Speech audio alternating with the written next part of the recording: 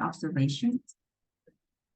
What really impressed me was the observation that the coach made when the client kind of switched the energy to a calmer and more present one, and then the coach asked the client to take time to internalize and to embrace that kind of state of the mind. So I think it happens a couple of times, maybe 2 times during the conversation, and that was really yes. Just on that, she was actually thinking and reflecting, and at that point where she was reflecting, you could see she was about to jump back into logic, and that's the point where Ben just went, let's pause and stay in that. That was so powerful. Yeah. Yeah. Can I go on? Yeah. Right. Okay. Thank you. My name is Ndem Oji, cohort 168, Lagos, Nigeria, Africa. Something particularly stood out for me today, apart from the fact that how the session commenced was after stating the presenting issue. Would you like to share with us? yeah. Sorry, I was going to volunteer, so I think you read my mind. Yeah, I'm Paul. I am based in Bangkok in Thailand, and I'm similar to, where is she? Sunanda. I'm also a guest.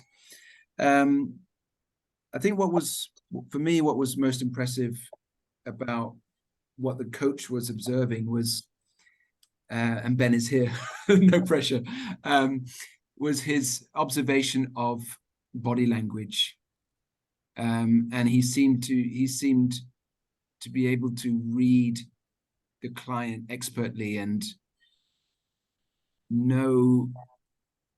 follow her at her own pace and know when to ask not only the right question, but also kind of time the questions so they have time to land with the client. The questions weren't rushed. They were very, very simple. But I think it's that, talking about observation, it's really just knowing exactly the timing and I think the pace of the questions as well, that kind of combination. And I think I wrote down one other thing, if I can find it.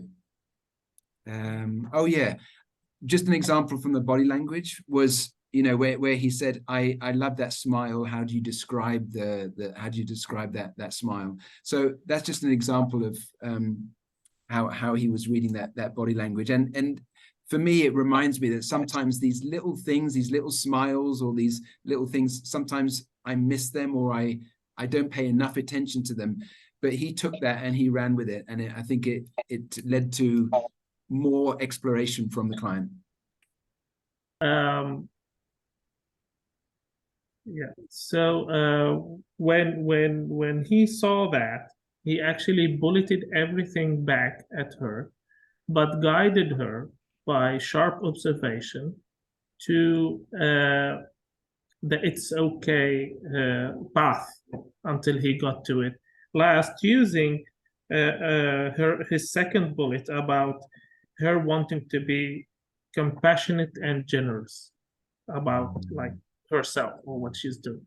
So yeah, I think that's what Ben was observing right from the beginning, so that it got him to where he wants to, where the client wants to go.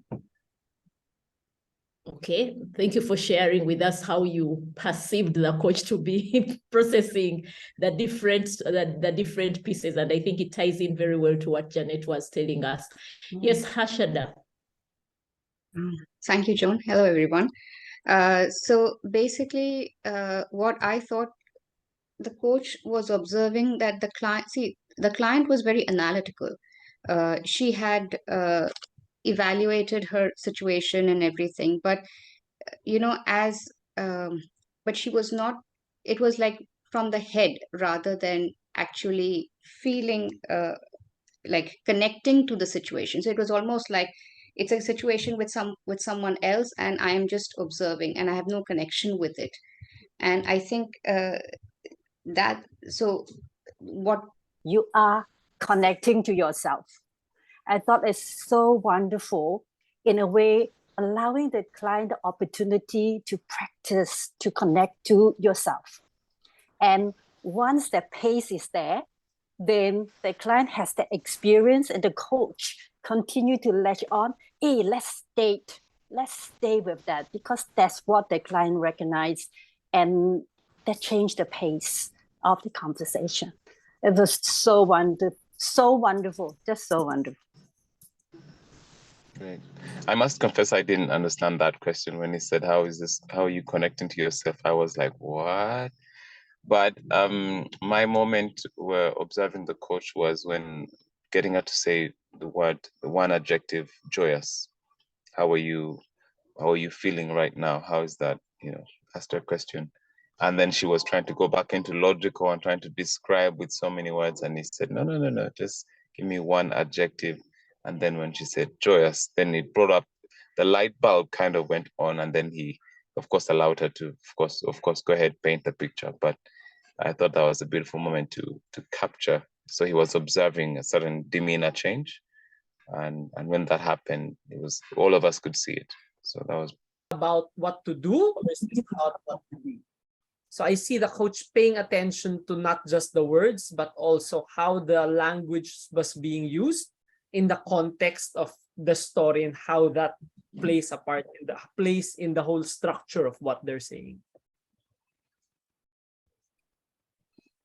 What the issue was, I found it difficult to even, kind of like understand what she wanted to arrive at the end of the day. But by the time he took time to delayer, to kind of like, peel the onion, peel the issue, so that it became apparent what exactly, the issue was. And for me, that was so, in fact, this has been so inspiring for me. The second thing I observed, there was so much emotions going on in there. I had tears in my eyes, and I was, the emotions were so strong. And I kept asking myself, if you find yourself in this kind of awkward position where you see that the client is, making relentless efforts to not be seen, in their authentic state, as it were, what would you do? What kind of questions will you ask? And I must tell you, I just said to myself, man, I have quite some learning to do. I was really, really, inspired by this session. The coach observing an element of the client's way of seeing herself, which had to do with her capacity to take care of herself. And almost, I'm alone at doing it. And even though it's not called out specifically, I believe that the coach saw that early in the delivery of the story, which formed the baseline for helping. We see a different conversation happening, but it will be an interesting one to raise. Yes, Sena, is that how you pronounce your name? Sena, yes. I would like to add that I observed, Ben has observed the contradiction there, that he noticed the client is saying that he want to internalize something, but he noticed that what she is speaking is very external. So it's just like she's speaking from a very external point of view, and this kind of contradiction need to do something on it, and then he moves to say something so that she can connect to herself, and also ask for movement for connecting to herself, so that the client can reach to her own heart, because her issue is like internalize something, but her thinking, her expression is so external. So I think what I learned is, as a coach, we need to observe this kind of contradiction or conflicts. Thank you so much. We are bouncing back to the plenary. Beautiful. Oh, great. Thank you. I can see that we all enjoy ourselves in the breakout rooms. Good. Great. Should we give all our faculty members resounding applause? They took time to come and join you guys, okay? Okay. And they make those extra effort to use the case study to deepen your understanding. So please appreciate them. Christmas is coming. Please get their address and at least send a card to them. It means a lot. Okay, good. So let me give, so this is what we're going to do. We're going to have all our faculty members to contribute to learning. So you won't be hearing what I'm saying, because I want to reserve this case study for the third level training as a case study. Because there's so much to unpack. I don't think this 10-15 minutes dialogue is going to do any justice to such a wonderful material. So I will offer just one or two insights. And then after that, we're going to have you to ask questions, and then our faculty members will all contribute to the learning. So I wrote down a few important learning pointers for myself. Now, I'm also a student. Okay. I learned from every case study. It doesn't matter who is the coach, whether I'm the coach or someone else is the coach. And this is a discipline that I took on a weekly basis.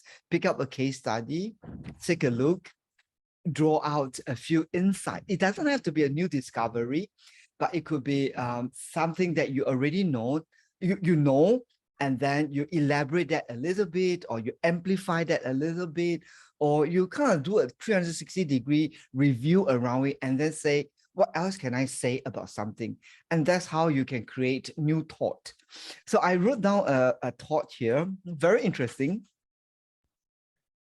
No judgment versus non-judgmental. Wow, I can see Rachel smiling. Rachel, share with us. Something. Now I learned an idiom from when I was in New Zealand. Pennies dropped. Okay, Rachel, share with us the penny that has dropped for you.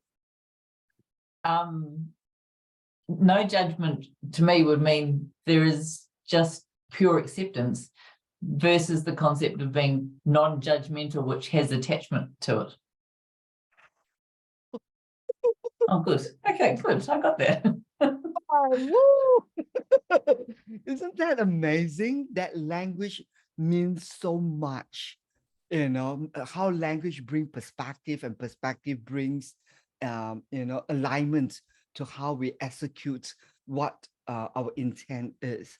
So here I wrote a very interesting footnote here of the concept of no judgment in terms of the characteristic of it. Number one, the characteristics of no judgment is a system that is opened. In other words, the way the response is given back to the clients, the way the observation is being made, that itself is an open-ended system. Okay, now example of that being displayed today was a very risky attempt to bullet what the clients had said immediately after the clients has presented the topic. You might be scratching your head. Oh, how should we bullet it back? Or how should we reflect it back? Well, there's a lot of ways in reflecting it back, but understanding that reflecting it back has multiple functions. One function is to capture the essence. Another function is to contain, to create a containment. Do you understand containment? Good. Whew. To reflect back, to capture the essence is not quite difficult. After some form of exposure to many coaching conversations, you should be able to reflect it elegantly to capture the essence of the content. But to do that with the idea of containing something is relatively challenging because it requires you to consider very carefully the essence that you are capturing. Now, for most students, after you cleared level 1 and you move to level 2, you should be able to capture essence powerfully. Okay, it begins first at core level, you struggled, and mostly the essence that you capture are details. But then as you move to the second level, you realize that you're able to see more of the parts. Now, then what is interesting is how do you capture the essence that is part of the story that will serve as a frame to contain it. So the risky part, and even what I'm appreciating here, is that you have observed the concept of uncovering being incorporated as I try to frame what the client is saying. So two things actually happen simultaneously. What is it that I can uncover based on what the client is aware of around the topic that she is presenting as a challenge, and capture that and frame it to contain it. So it's quite heavy by itself. And to do that in a split second, wow, that's why it's not effortless. It's quite a lot of energy being depreciated after that. Okay, good. So that's one thing that shows how to keep it in an open system, is to consider how the uncovering, what has been uncovered and presented to the client. Now, going back to the core level, remember the clarity conversations, ACC conversation, clarity conversations, when we're doing the scaling part. Basically, the scaling part is a tool to support coaches to acquire the system of uncovering. What is uncovering? Uncovering is basically like what we use. How many of you remember the metaphor that we use to talk about the concept of uncovering? Oh, yes. Sarah, tell us, what's the metaphor that we use when we say uncovering? The sand, when we reveal the sand out of the box and we can take it out. Wow. The treasure, take the treasure. Yes, yes. Thank you, Sarah. I'll give a distinction. Okay, good. So uncovering is remove the sand so that it reveal what it has hid. So here, the essence here is, what is it that you can pick up based on what the clients know or aware about their topic? And that includes what they know and what they know they do not know. Okay. For those who have done the advanced level training, that's called the double loop concept. Okay, what they know and what is it that they do not, what they know and what is it that they know they do not know about the content. So it's double loop, double knowing.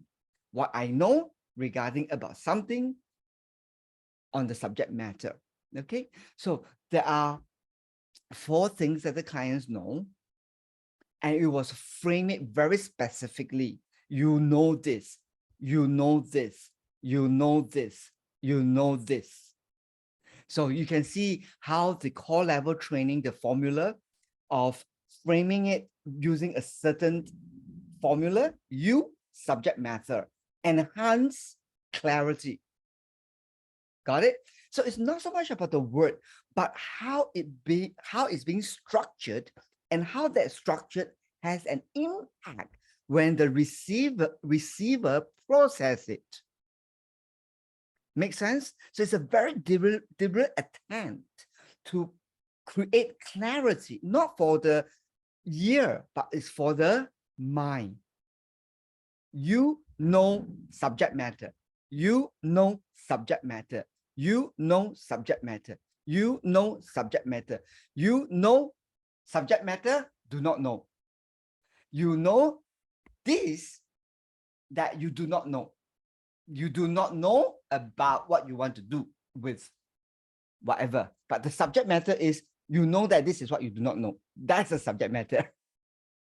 Okay, you do not know is the subject matter. You know, subject matter is you do not know. So now the awareness of the clients is landing on the subject matter. Yeah, this is what I do not know. That becomes the forefront. In Gestalt awareness, that's something very interesting that you need to know. In Gestalt, there is a very wonderful concept, a concept of a three-dimension world. What is three-dimension world? In the three-dimension world, you have the background, you have the foreground. What is in front and what is back. And because there are two dimensions, background and forefront, and what is behind and what is in front, it creates volume. And because there is volume, it becomes three-dimensioned. And when you have a three-dimensioned perceptions, your ability to now gain an understanding on your perception is increased versus a linear two-dimension cause and effect. So far, so good? Great. Because right now, it is being created as a three-dimension using the background and the forefront, the client's clarity on what is it that I do not know becomes highlighted as a three-dimension depth of field. You know, photograph. Now you want to have a nice portrait, you often blur the background so that whatever that remains in the front becomes the central focus, or you can enhance the depth to create depth of field. You know what I mean? So do you understand that? Great. So now the background has been blurred so that the mind pay attention to the portrait, which is of which I do not know. I do not know what I'm going to do with it.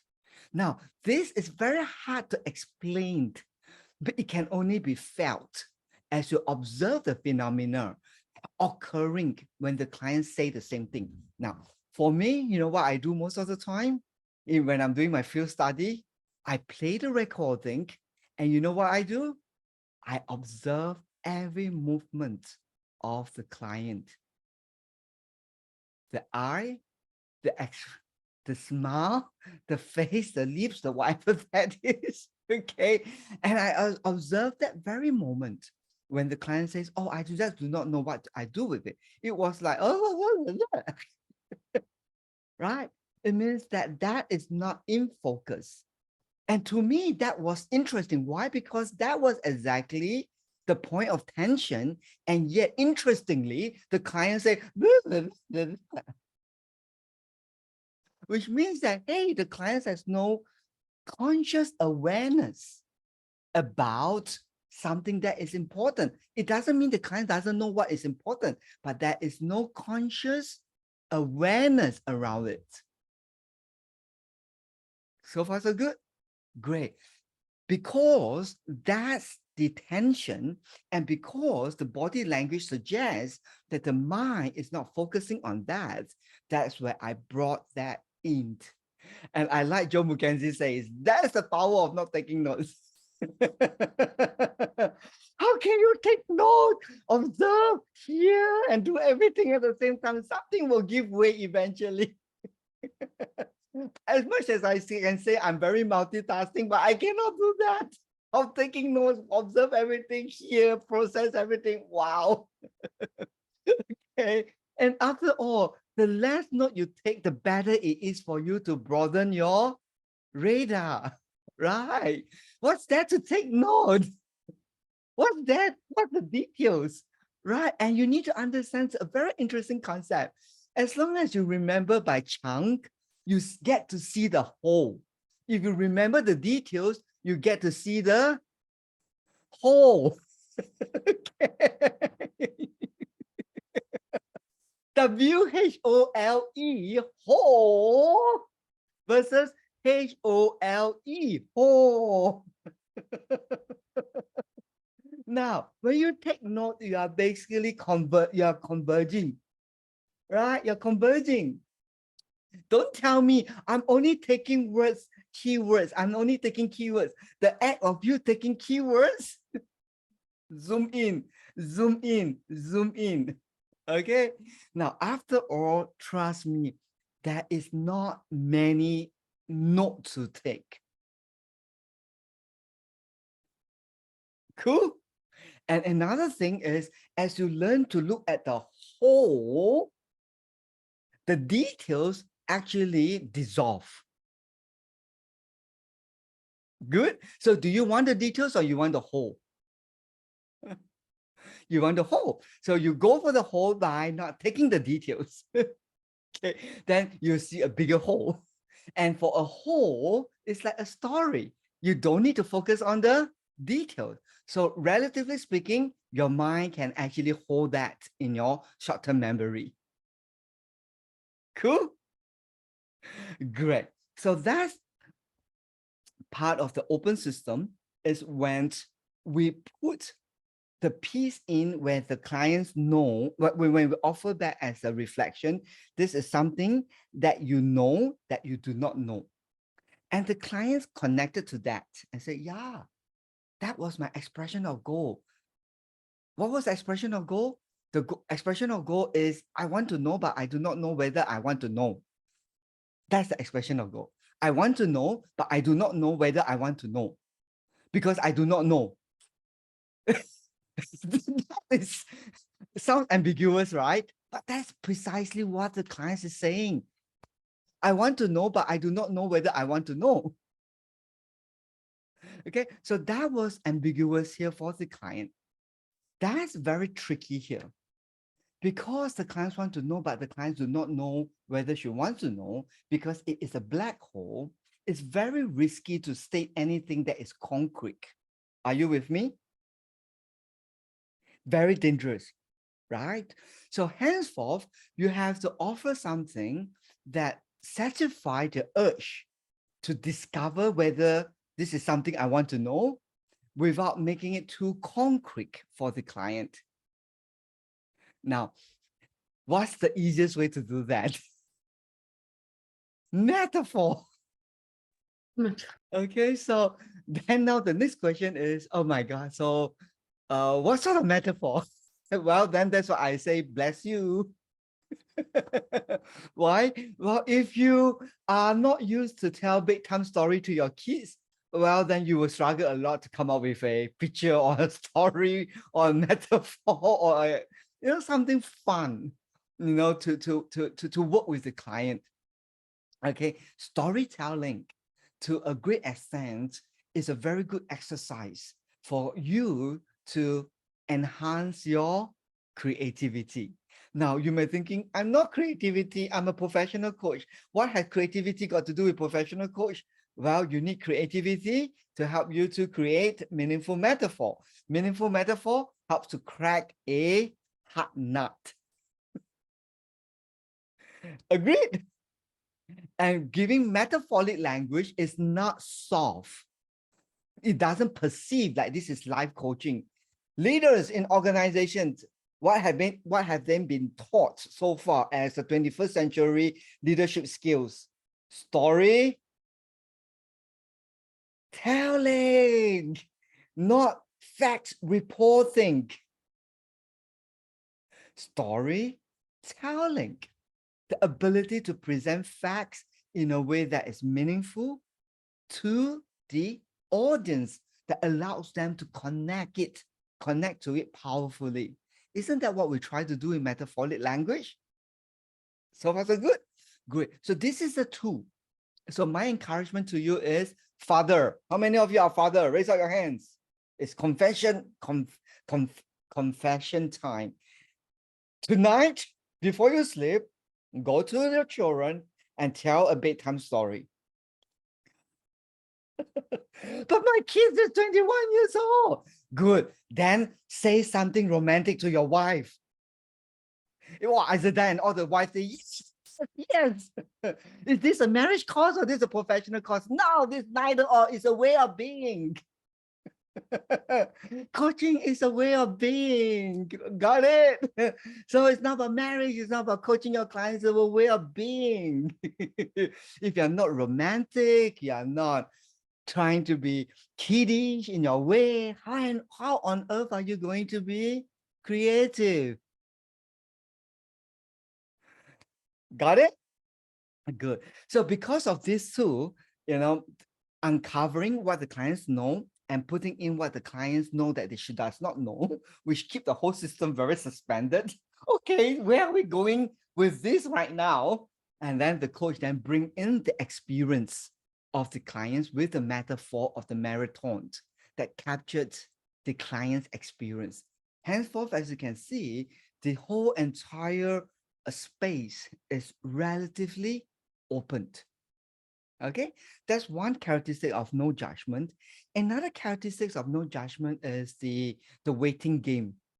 How many of you enjoy fishing? Yeah, you'll see that no girls will raise out their hands because they prefer to go to the supermarket to buy the fish. Fishing has a lot to teach us about waiting, the waiting game, right? So part of the non-judgmental attribute is the coach ability to wait. Ooh, that sounds very scary, right? Especially for guys going for a date. What do you mean by waiting? Will she come? Will she not come? Will she come or will she not come? Will she say yes or will she say no? Right? The waiting always kills. Okay. But nevertheless, you can see the virtue of the waiting game here as you wait for emergence to arise and not to jump in to catch something. Cool? Great. So that's what I will reflect on further and research even more regarding no judgment versus non-judgmental.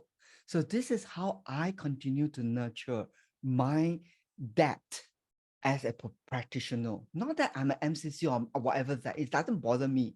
What really I'm interested about is how can I continue to dig deeper in my own well so that the water source, is constantly, is that it's a constant water supply. And how can I filter the water so that the water remain pure and clean? The next one is how can I create more outlet for this water to be shared? Why? By sharing one knowledge, you enhance my own wisdom about the knowledge that I've gained. So that's the way that I would like to encourage all of you to continue as a practitioner. Good, great. So now I'm going to open up for a time of dialogue. I can speak for hours, as you can see, without notes. This is just the beginning part of the first thing that I do, offer back 5 pointers.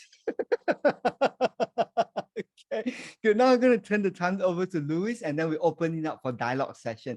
If you have any wonderful questions or anything that you would like to ask as a faculty members to respond, put that onto the chat box so that we can kind of like know, how best we can use our time. So let me turn the attention to Louis first, and then after that I can go Yeah, to here I am. Thank you, Ben, for so much learning.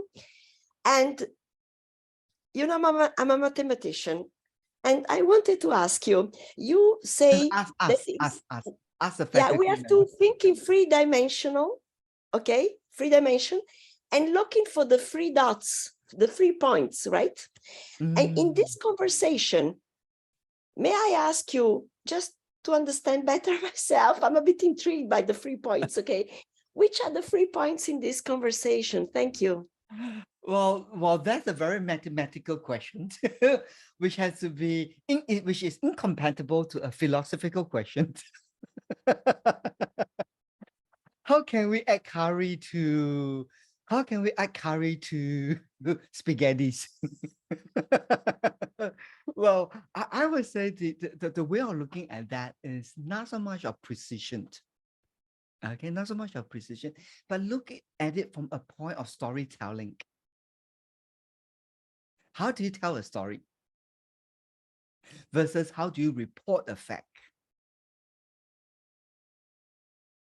Can you see you use a different set of system right now to answer this question? So it's a matter of, so it's not a matter of, so that's why I say it's incompatible using a mathematical questions to answer a philosophical question, right? So my best response is, how do you tell a story? How do you differentiate that from you giving a fact? So it's a matter of presentation. It's a matter of using orientation.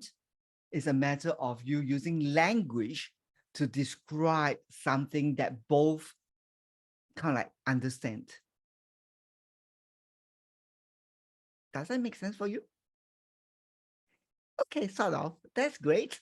I'm happy with sort of. Any faculty members who like to attempt it, if not otherwise, okay, that means we're going to pass the time to Hosan. Hosan, would you like to move on? Faculty members, please save my day. I'm really exhausted. I'm going to get you to respond. Hosan, go for it. Don't point the question to me. Point it to Magda will answer. I just want to share experience of something.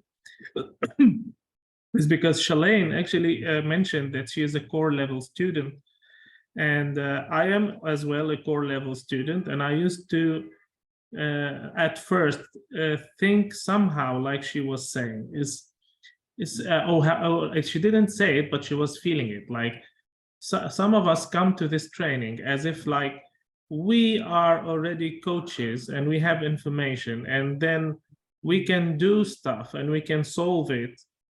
But we just like there is something that's just sticking there that we cannot overpass. So I felt that the client actually came with so much awareness of her situation, which I believe was the problem itself, because there's so much awareness about the situation.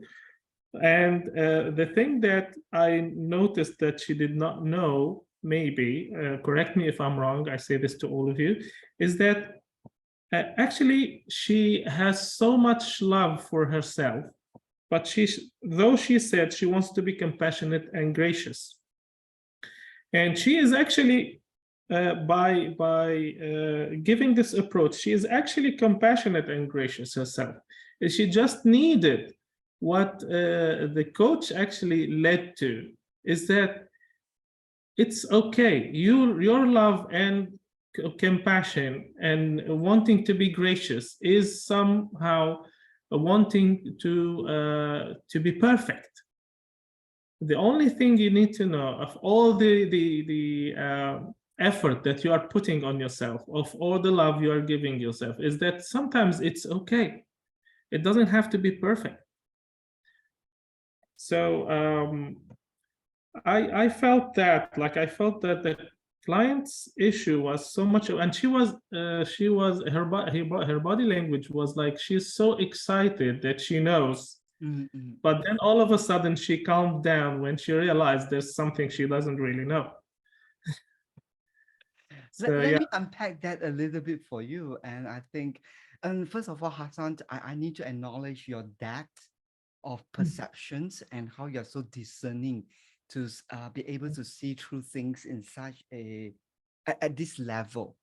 And what I'm going to do now is I want to make it even more simple for everybody to understand a very simple concept that I discovered this year. Oh, yeah. Yes, I'm still discovering things. Now, I'm going to respond in two ways first. I'm going to use a metaphor first because it's so much easier to begin with a metaphor, and I'm going to use that metaphor to unpack what I've what I've kind of like recently discovered, or I might get in touch with. How many of you are divers? Scuba divers? Yes, great. So for the scuba divers or people who understand oceans, you know that in the depth of oceans, there are different depths. And at different depths, different creatures live there. Imagine oceans, different depths. It comes to a point whereby at the beginning part, everything looks clear because that's where sunlight can hit into the water surface and allow light to be seen. I mean, lights, and then you can see things around. But as you go deeper down to the oceans, it comes to a point, the twilight zone, where you don't see anything. But when you don't see anything, does it mean that there's nothing there? No, there are things there, there are living things there. The question is, how does those living things survive in the oceans, in a place where there's no light? They all have little light mechanisms, luminous, to allow them to continue to survive in a place where there are darkness, absolutely total darkness. Now, another thing that we all know that not only that there is no light as we move deeper and deeper into the oceans, the pressure of living in that depth is very challenging.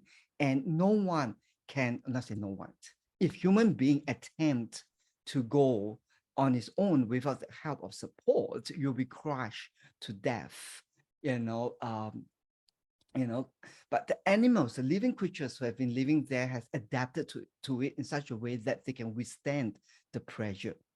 But the question right now is that we are like the diver that is going into that zone to help our clients to actually see, hey, you are there. There's these creatures out there living. To the clients, they cannot know that these creatures is living there, right? Because by the fact that if anyone stay too long in that depth, they will be compressed. They get into a state of too much awareness and they got concussed, right? Do you understand what I'm trying to say? But it doesn't mean that there's nothing there. Now, with that concept, that's where you need to understand that there are a difference between conscious knowing. That means I'm conscious about what I know. But conscious knowing is not the same as having conscious awareness. Why? Conscious knowing could be knowing something that is already there all the time. And usually those things are like, I should or I should not. I must or I must not. I can or I cannot. So far, so good. Those are problematic, especially if it's a lost frame or it's a habit. How I describe that from the metaphor, it would be like the debris that we find on the surface of the oceans when people throw rubbish and they stay on the surface, right? They tend to get crowded and blah, blah, blah, blah, blah. If you can avoid them, great. You have a great place to swim. But if you stay with those debris, you realize, poof, it's not fun, right? So that explains why in the conscious knowing, we try to capture it, gain frame. Because you do not want to swim in a place where you are flooded with a lot of junk. Good. Yeah. But that's so much about conscious knowing. Yes. What is interesting now is that there are intent, values. Those are like creatures that is living in the depth where there's no light. They're all around it, they're swimming. But just because it is absolutely dark, we cannot feel or know their existence. But they are always there, moving in the depth. And what we want now is to be able to enter into twilight zones and say, whoa, what can you see that? There's a light coming from there. What's that? Oh, that's the jellyfish. Great. And the moment we see that, creatures in the absolute darkness, using our special equipment, that's where the state of mind is heightened. And that's where clients experience in the moment conscious awareness. It has to be in the moment, traveling through the conscious knowing, like how we deep dive into the oceans and then wait in the depth, use our knowledge about what we know, what kind of creatures might be there, but yet at the same time, stay very open to what might suddenly appear, but supported with equipment to allow us to withhold the pressure.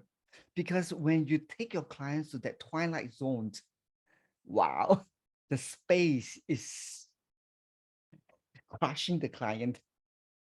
Okay, so the coach needs to be well equipped to withstand the pressure, to allow the client to look through the submarine. I'm speaking metaphorically right now, like effortlessly. Looking through the submarine and say, oh my God, I see this creature that is coming by. What can you say about the creature? It's so beautiful. What else can you say? I love it. Why do you love it? Wow. The more the clients stay in that moment, observing that creature in the twilight zone, talking about it, that's where they gain conscious awareness of something that is already there.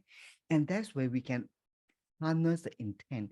Now, the intent, the motive, will have some form of there is some form of representation. That is what I think in the story, okay, which allow you to know that I think I can find such creature in this area, but where exactly that is, we do not know. But we roughly know that somehow, if I can see something like this on the surface, I should be able to look for the real creature right at the depth.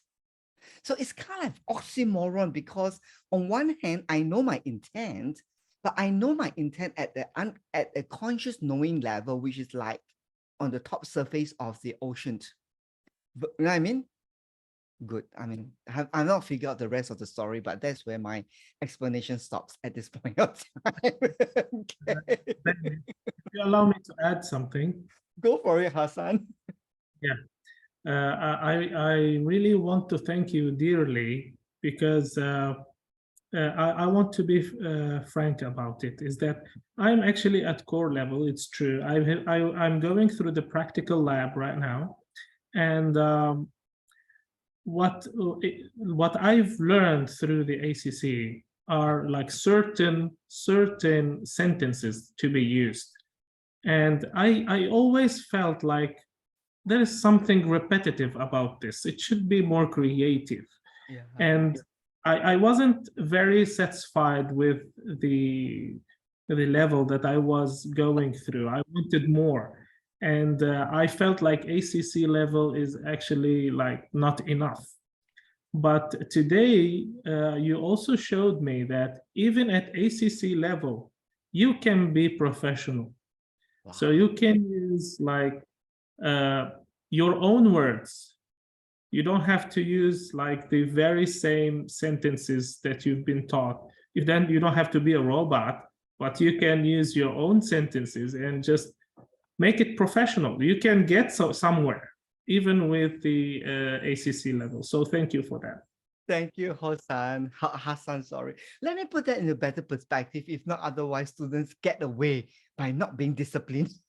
This is no excuse for you to not to be disciplined. This is called the rule of games called mastery. All right. What you learn at first level is fundamental and it's not basic. So what's the difference between basic and fundamental? I'll reflect upon it. Okay, what you're learning is fundamental. Mastery requires us to master the fundamental to gain mastery.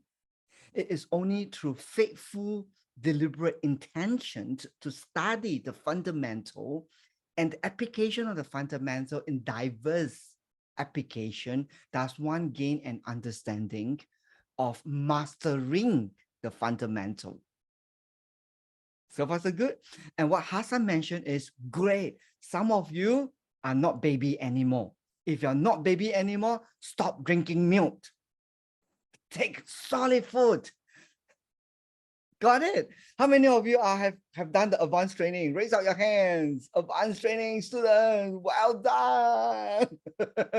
You're taking solid food. Who are going for the third level? Raise up your hands. Oh, yay. Let me use shame technique. Those who are not going for advanced training, shame, shame, shame. No.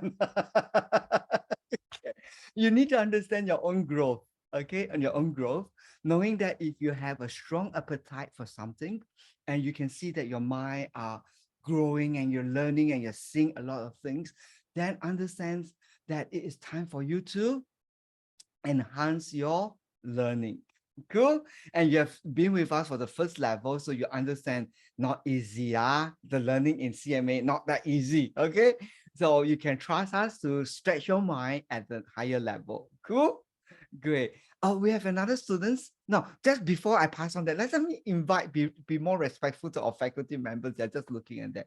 When is my turn to talk? When is my turn to talk? Okay, let's have Magda first to go on first. Magda, would you like to contribute a couple of thoughts first? Thank you so much, Ben. And first of all, I want to tell you how happy I am from the contribution in the breakout rooms. I mean, first level, second level, I'm deeply impressed of our students. Okay, so and we have like a challenge when you close the breakout rooms relating to this metaphor. In what manner you choose what the metaphor to say? And it was, I think Sam asked here in the chat, maybe he didn't get that you ask if the client is a running lover or something. So we are then so curious to find out, because you make a cross today and you say, okay, and I put it to the metaphor.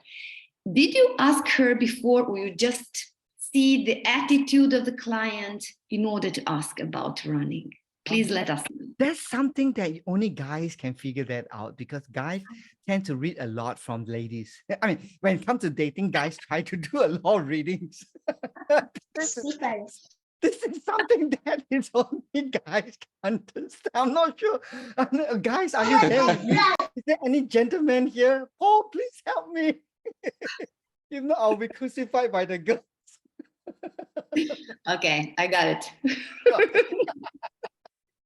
We do what we guys do very naturally. That is, we try to read whether this girl is interested in me or not interested in me. Like, come on, please help me, guys.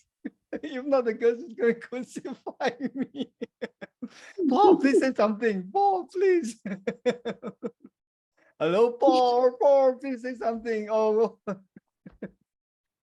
I think it's difficult to put into words. I'm struggling. I'm struggling as well. So I don't know what to say. Yeah, we do not know what to say, Magda. I'm so sorry. I do not know what to say. Okay. I can only say It's that. it's an unwritten That sense. she doesn't like me.